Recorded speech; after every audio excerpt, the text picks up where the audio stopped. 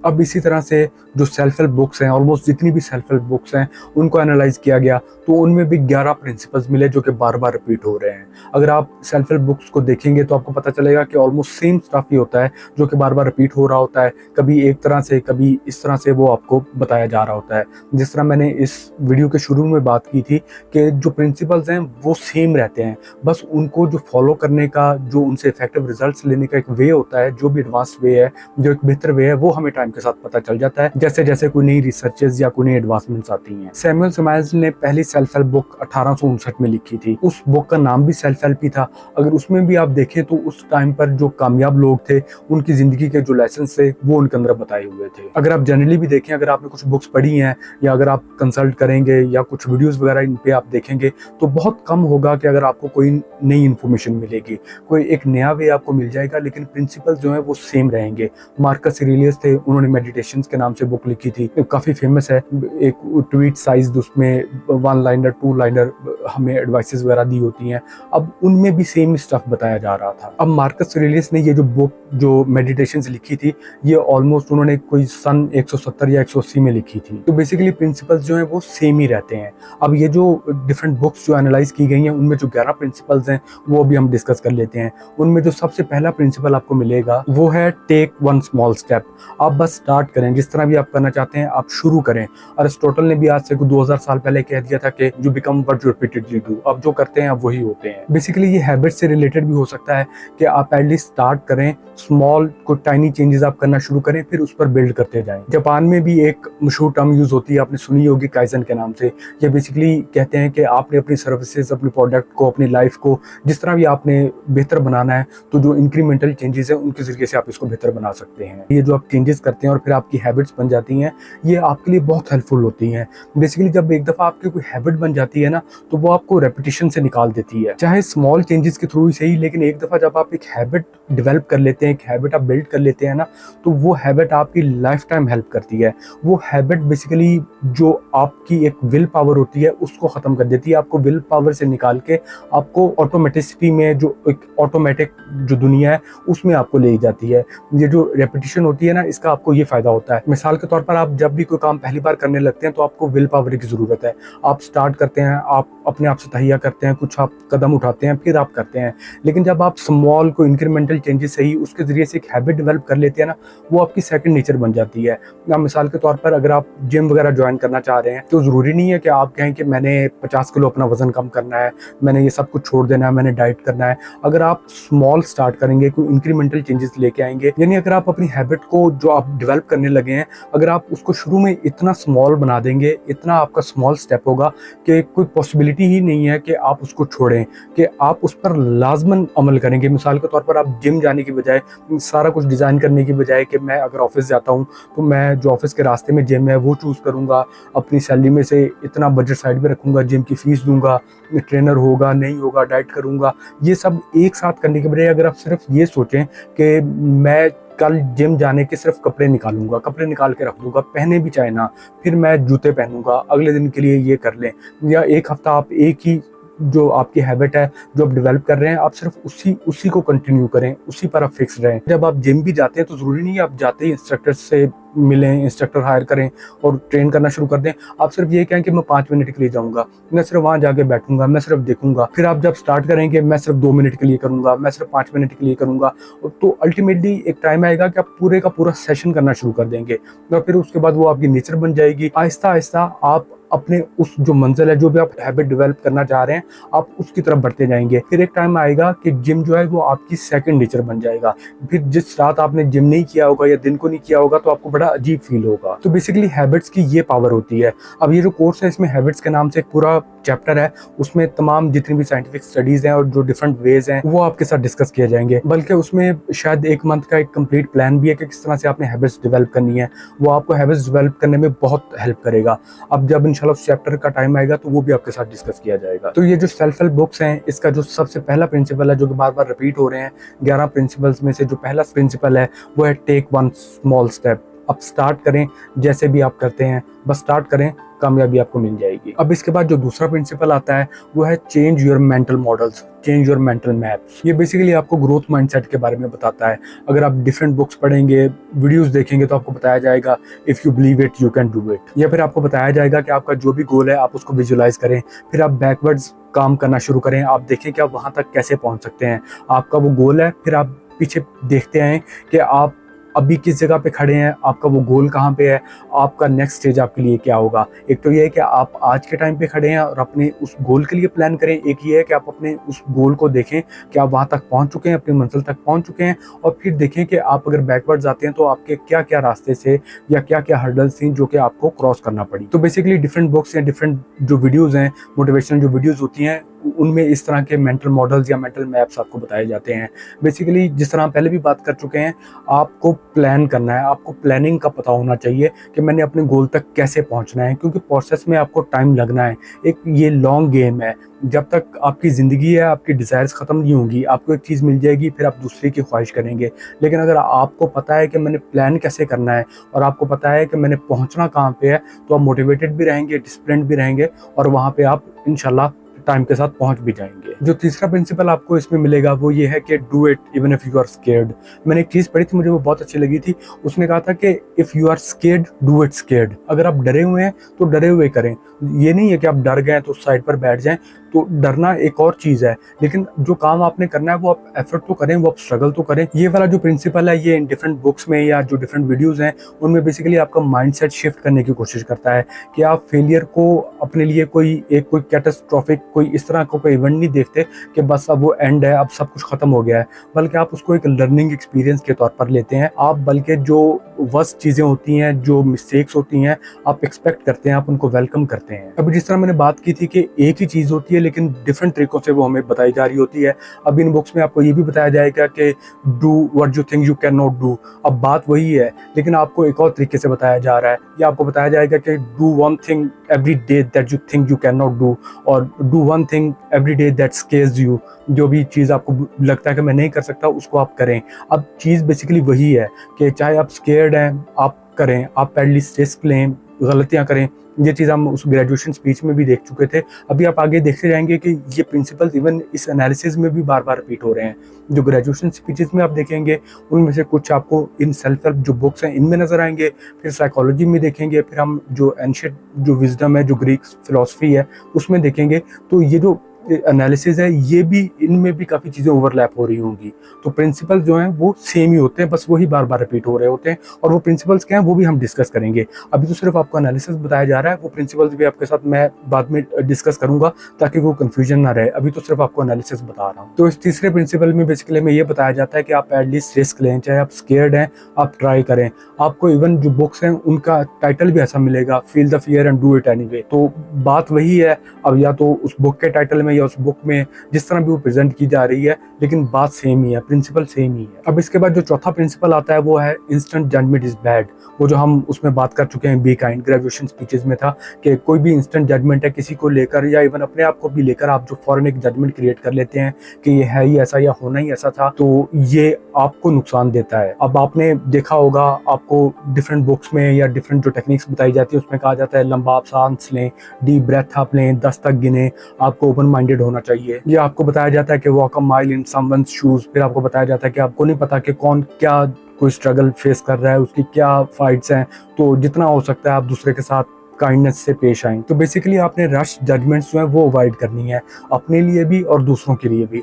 आप चाहे दूसरों के लिए अवॉइड करें या अपने लिए करें, अल्टीमेटली इसका फायदा आपको ही हो रहा होगा। इसके बाद जो पांचवा प्रिंसिपल आता है वो है remember the end of your life. अब वो बात हम जो ग्रेजुएशन स्पीचेस में भी कर चुके हैं कि आपने एक दिन मर जाना है। इसमें भी यही बताया जा रहा है कि एक टाइम आना है कि आपने जो कीड़े मकोड़े हैं उनकी आपने खुराक बन जाना है। जूलियस सीजर जब रोम के गेट्स में एंटर हो रहा था तो उसने अपने एक मुलाजिम को कहा था कि जब मैं एंटर हो रहा हूँ तो तुमने मेरे कान में कहना है मेमेंटो मोरी। इसका मतलब है कि remember that you are mortal, that you are going to die. Basically इसका मतलब होता है कि जब हमें ये पता है कि हमारी जो जिंदगी है उसका जो एंड है वो मौत है, इसने खत्म होना ही होना है, तो फिर ये जो पैटी इश्यूज होते हैं, जो थोड़े बहुत हमारी ज़िंदगी में जो मसले मसाइल पेश हमें आते हैं, चाहे वो बड़े मसले भी हों, तो उनकी कोई इतनी अहमियत नहीं रह जाती। आपने सुना होगा दिस टू शैल पास, ये भी ख़त्म हो जाएगा। तो इस तरह के मेंटल मॉडल्स बेसिकली हमें ये बताने के लिए हैं कि हम जो करना चाहते हैं एटलीस्ट हम वो ट्राई करें, स्ट्रगल करें, हम उसके पीछे जाएं। स्टीव जॉब्स ने भी अपनी वो जो 2005 की कमेंसमेंट स्पीच थी उसमें ये कहा था कि पिछले 33 साल से मैं रोज़ उठ के अपने शीशे के सामने खड़ा होकर अपने आप से पूछता हूँ कि अगर मैं आज मर जाऊँ, आज शाम को अगर मैं मर गया, तो जो मैं आज करना चाह रहा हूँ उसकी इम्पोर्टेंस होगी, या जो मैं आज करना चाह रहा हूँ मैं वाकई वो करना चाह रहा था अगर मैं आज शाम मर जाता हूँ।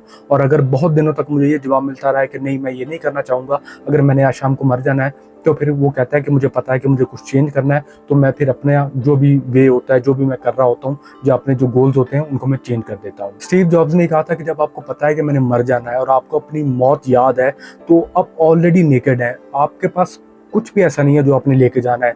आपने हर चीज़ जो है वो यहाँ पे छोड़ जानी है, अल्टीमेटली आपने लॉस में ही जाना है। तो फिर आपको अपनी जो ड्रीम्स हैं उनको एटलीस्ट फॉलो करना चाहिए, आपको ट्राई करना चाहिए। अब हम डेथ की, ये मौत की इतनी बातें कर रहे हैं, कुछ लोगों के लिए अपनी मौत को इमेजिन करना या इवन इसको डिस्कस करना भी उनके लिए बहुत मुश्किल होता है, उनको बहुत इससे डर लगता है। तो इसका हल ये है कि आप अपने आप को अपनी 80 या 90 साल की उम्र में सोचें। आप देखें कि मैं अपने 80s या अपने 90s में हूँ, और फिर देखें कि आपका वो जो 80s या 90s का वर्जन है, वो अगर आपके आज के उस डिसीजन को देखेगा, जो भी आप आज डिसीजन लेना चाह रहे हैं, तो वो उस पर प्राउड फील करेगा या उसको बुरा फील होगा, या वो रिग्रेट करेगा कि नहीं मुझे डिसीजन नहीं लेना चाहिए था। आप ये देखें कि आपका वो 80s या 90s का वर्जन बेसिकली आपको क्या मशवरा देगा। जेफ बेजोस जो कि अमेजोन के सीईओ हैं, उन्होंने भी यही टेक्निक अपनाई थी। वो इस चीज़ को रिग्रेट मिनिमाइजेशन का नाम देते हैं। 1996 में जेफ बेजोस ने जब अमेजोन स्टार्ट करना था, तो वो किसी कंसल्टिंग फर्म में मेरे ख्याल में वाइस प्रेसिडेंट की जॉब कर रहे थे, तो वो न्यूयॉर्क में थे। अब न्यूयॉर्क से उन्होंने सिएटल में आना था और वहाँ पे अमेजोन जो है वो फाउंड करना था, स्टार्ट करना था, उसके ऑपरेशंस वगैरह। तो अब वो डिसीजन नहीं ले पा रहे थे, तो उन्होंने यही सोचा था कि अगर मैं जब 80 या 90 साल की उम्र में हो जाऊंगा, तो उस टाइम पे मैं क्या सोचूंगा कि अगर आज के दिन मैं इसी जॉब पे कंटिन्यू करूं, जो कि मेरी ये कंसल्टिंग फर्म में जो भी जॉब है, अगर मैं इसको करूं तो मेरा जो 80s या 90s का वर्जन है वो उस चीज़ पे खुश होगा, या फिर अगर मैं अमेजोन फाउंड कर लूं तो वो उस चीज़ को अप्रिशिएट करेगा। तो फिर जेफ बेजोस ने ये आइडिया लिया, उनको ये डिसीजन लेने में आसानी हुई कि अगर मैं ये अमेजोन स्टार्ट भी कर देता हूँ, चाहे मैं नाकाम भी हो गया, लेकिन मेरा वो जो 80s या 90s का जो मेरा वर्जन होगा, वो इस चीज़ को बुरा फील नहीं करेगा, बल्कि प्राउड ही फील करेगा कि एटलीस्ट तुमने ट्राई किया। तो उसकी बेसिस पर उन्होंने अमेजोन स्टार्ट किया, अमेजोन फाउंड किया। तो आज अमेजोन कहाँ पे हम सबको पता है। इसके बाद जो छठा प्रिंसिपल है वो है बी प्लेफुल, अपनी लाइफ को एंजॉय करें। मैंने एक चीज़ पढ़ी थी, मुझे वो बहुत अच्छी लगी थी। वो ये कह रहा था कि ये जो हमारी खुशी है, जो हैप्पीनेस है, और जो हमारी मिजरीज होती हैं, जो हमारी परेशानियाँ होती हैं, इनका कोई आपस में रिलेशन नहीं होता। ये नहीं होता, ये होना भी नहीं चाहिए कि अगर हम किसी जगह पर परेशान है, कोई हमें मसला है, तो हम खुश ना हों। ज़रूरी नहीं है, ये दोनों चीज़ें साथ साथ चल सकती हैं। अब मिसाल के तौर पर आपने भी नोट किया होगा कि अगर आप ऑफिस गोइंग हैं, या आप स्कूल जाते हैं या यूनिवर्सिटी जाते हैं, तो हो सकता है कि आपको ऑफिस में कुछ इश्यूज़ हों या घर पे कुछ इश्यूज़ हों, लेकिन जब आप दूसरी जगह पे जाते हैं तो ज़रूरी नहीं कि वो जो इश्यूज़ होते हैं वो आपके साथ होते हैं। आप एनवायरनमेंट के हिसाब से चेंज भी हो जाते हैं, ये आपको होना भी पड़ता है। अगर घर पे आपको कोई मसले मसाइल हैं, तो आप ऑफिस में या जब स्कूल या यूनिवर्सिटी में होते हैं, तो वहाँ पे जो आपके कुलीग्स या जो आपके स्टूडेंट फेलोज़ हैं, आप उनके साथ ऑलमोस्ट वो चीज़ें भूल जाते हैं। तो इसी तरह से आप अपनी ज़िंदगी में जनरली भी ये प्रिंसिपल बना सकते हैं, क्योंकि ज़रूरी नहीं है कि अगर मैं किसी जगह पर परेशान हूँ या किसी वजह से परेशान हूँ, तो मैं कोई स्टेप नहीं ले सकता, मैं खुश नहीं हो सकता, या मैं आगे नहीं बढ़ सकता, या अपने मैं गोल्स अचीव नहीं कर सकता। दोनों चीज़ें साथ साथ चल सकती हैं। जो आपकी मिजरी है, जो परेशानी है, उसका हल भी तलाश करने की कोशिश करें, लेकिन साथ साथ अपनी जो स्ट्रगल्स हैं उन पर भी फोकस करते रहें। अब बी प्लेफुल कॉन्सेप्ट से रिलेटेड आप जो भी बुक्स पढ़ेंगे या वीडियोस देखेंगे, उनमें आपको ये बताया जाएगा कि जो लाइफ है वो बहुत छोटी है, बहुत कम टाइम के लिए हम होते हैं। तो हर वक्त परेशान रहना भी आपको या आपके जो अपने हैं उनको कोई फ़ायदा नहीं देगा। तो कोई भी ऐसा टास्क नहीं है जो कि आप जितना भी वो मुश्किल हो आप उसको प्लेफुल ना बना सकें। कोई भी ऐसा टास्क नहीं होता।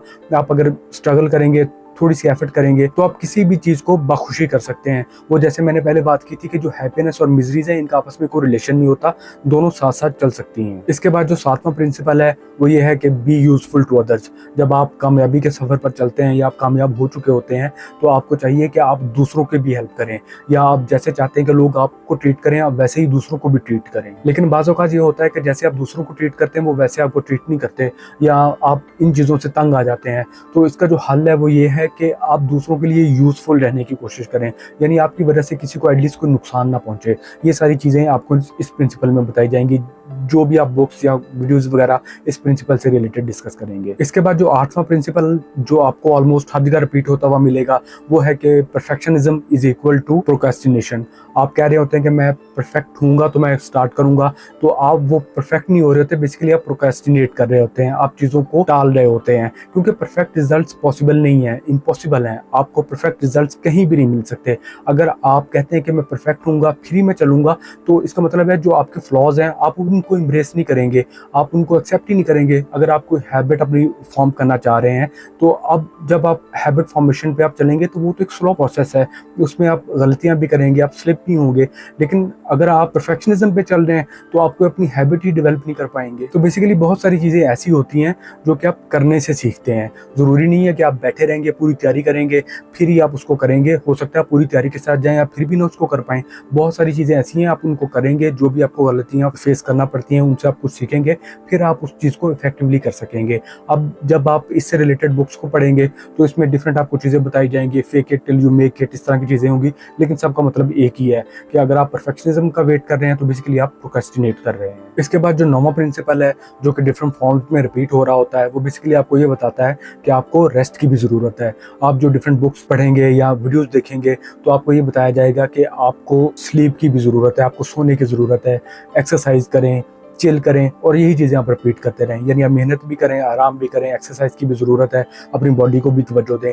बेसिकली जो हमारा हेल्दी माइंड होता है वो एक हेल्दी बॉडी में ही होता है। अगर हमारी बॉडी हेल्दी नहीं है तो हम अपने माइंड से कुछ अच्छे जो एक्शंस हैं या जो अच्छी हमारी जो थॉट्स हैं या जो अच्छे जो भी रिजल्ट्स हैं उनकी हम तवक्को नहीं कर सकते। तो बेसिकली हेल्दी बॉडी और हेल्दी माइंड के लिए आपको एक अच्छी स्लीप, एक्सरसाइज की, एक काम माइंड की, मेडिटेशन की, माइंडफुलनेस की, इन चीज़ों की बहुत ज़रूरत है। इसका ये मतलब हरगिज़ नहीं है कि आप एफर्ट ना करें या कम एफर्ट करें, या जो डिफरेंट वेंचर्स हैं आपके, जो न्यू वेंचर्स हैं आपके, न्यू गोल्स हैं, उनको आप परसू ना करें, बल्कि इसका मतलब ये है कि आपको रिफिल होने की भी ज़रूरत है।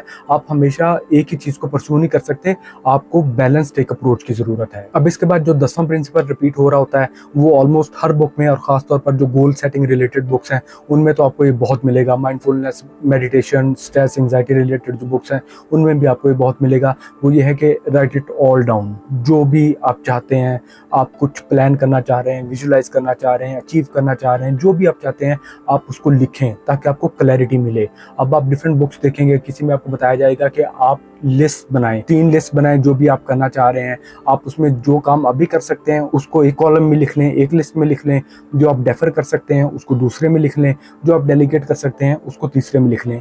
जो अभी करने वाला है उसको करें, जो डेफर करने वाला है आपको नहीं अभी उसकी ज़रूरत, उसको डेफर कर दें, और जो आप नहीं कर सकते उसको डेलीगेट कर सकते हैं तो आप उसको डेलीगेट कर दें, ताकि आपको एटलीस्ट मेंटल क्लैरिटी हो कि मैंने करना क्या है ज़िंदगी में। कुछ फेमस बुक्स आपको बताएंगी कि आप फ्री फॉर्म वे में लिखें। जब आप सुबह उठते हैं तो कुछ भी करने से पहले जो पहला घंटा है आप उसमें लिखना शुरू करें। एटलीस्ट आप 3 पेजेस लिखें। पहले आपको कुछ पता नहीं चलेगा कि आप क्या लिख रहे हैं, पहले 2 पेजेस पे आपको समझ नहीं आएगी, लेकिन 3rd पेज ऑनवर्ड्स आपको कुछ ना कुछ रियलाइज होना शुरू हो जाएगा कि बेसिकली आपका जो दिमाग है वो आपसे क्या कहना चाह रहा है, या आपके थॉट्स क्या हैं, आपको क्लैरिटी मिलेगी। इसी तरह से मैंने एक चीज़ पढ़ी थी, वो मुझे बहुत अच्छी लगी थी कि अगर आप क्रिएटिव होना चाहते हैं, आप चाहते हैं कि मैं कुछ आइडियाज़ प्रोड्यूस करूं और आपने अपने माइंड को ट्रेन करना है, तो इसका बेस्ट वे ये है कि आप एटलीस्ट 1 महीने के लिए ये कोशिश करें कि आप डेली 20 आइडियाज़ लिखेंगे। आप सेल्स से रिलेटेड कुछ करना चाह रहे हैं, या आपका जो भी आप काम करना चाह रहे हैं उससे रिलेटेड जो भी डिफरेंट, जो भी 20 ऑप्शंस हो सकती है ना, 20 जो ऑप्शंस हैं वो आप डेली 30 दिन के लिए लिखें। अब हो सकता है कि आप 5 लिखें, 7 लिखें, कोशिश करते रहें, लेकिन जब आप इस तरह 30 दिन में लिखेंगे तो एक तो आपके पास काफ़ी ज़ख़ीरा जमा हो चुका होगा, और दूसरा आप अपने माइंड को ट्रेन करेंगे कि वो आपको आइडियाज़ प्रोड्यूस करके देता रहे, या जब भी उसको कोई इस तरह की ऑप्शंस नज़र आए तो आपकी जो तवज्जो है वो उसकी तरफ लेके जाएगा। तो ये राइटिंग बहुत इंपॉर्टेंट होती है मेंटल क्लैरिटी के लिए। मेंटल क्लैरिटी की बात करें तो ग्रेटिट्यूड के लिए आप बात कर लें, या माइंडफुलनेस के लिए, मेडिटेशन के लिए, किसी भी बुक को अगर आप इन चीज़ों से रिलेटेड कंसल्ट करेंगे तो आपको वो जर्नलिंग का बताएंगे कि आप जर्नल करें। तो बेसिकली जो जर्नलिंग होती है वो आपका जो ब्रेन होता है, जो दिमाग है, उसको रिवायर कर देती है। आपकी जो मेंटल हेल्थ है वो इम्प्रूव होती है, कुछ हफ्तों में ही हो जाती है जब आप ये जर्नलिंग स्टार्ट करते हैं तो इस जर्नलिंग स्टार्ट करने के कुछ हफ्तों के अंदर अंदर ही आपको वाज़े उसमें जो फ़र्क है वो महसूस होगा। और इसके बाद जो 11वां और इम्पॉर्टेंट प्रिंसिपल है जो कि हम ऑलरेडी डिस्कस भी कर चुके हैं, वो ये है कि you can not get it all from books, you can not get it all from reading. आप ये सब कुछ उन किताबों से, उस पढ़ने से हासिल नहीं कर सकते।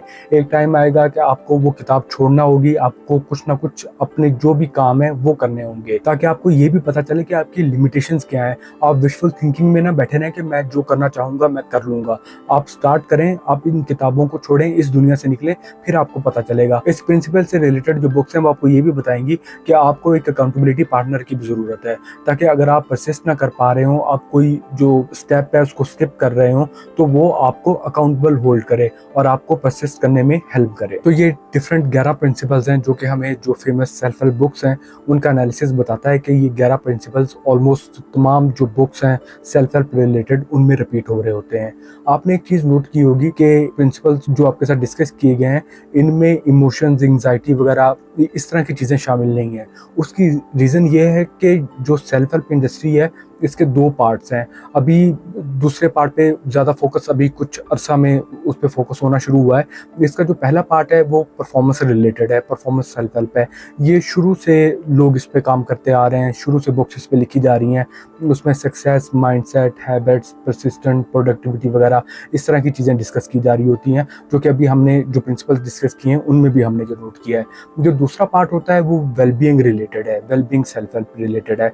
उसमें इमोशंस आते हैं, रिलेशनशिप्स पे बात होती है, मेंटल हेल्थ पे बात होती है, एंग्जाइटी, माइंडफुलनेस, मेडिटेशन वगैरह इन पे बात होती है। ये बेसिकली डिफरेंट वेज होते हैं जो कि हमें वो कामयाबी हासिल करने में हेल्प करते हैं। इनकी भी इंपॉर्टेंस है, ये चीज़ें भी आजकल बहुत ज़्यादा इंपॉर्टेंट है, इसी वजह से सेल्फ हेल्प इंडस्ट्री जो है वो ग्रो कर रही है। तो इस वीडियो के एंड पे हम जब जो डिफरेंट प्रिंसिपल्स हैं वो देखेंगे कि कौन से बार बार रिपीट हो रहे हैं, उसमें हम ये जो वेलबीइंग रिलेटेड जो सेल्फ हेल्प है उसके भी जो प्रिंसिपल्स हैं वो भी देखेंगे। तो वेलबीइंग रिलेटेड जो सेल्फ हेल्प है उसके प्रिंसिपल्स भी जब हम डिस्कस करेंगे तो आपको पता चलेगा कि वो भी ऑलमोस्ट सेम ही है, बार बार रिपीट हो रहे होते हैं।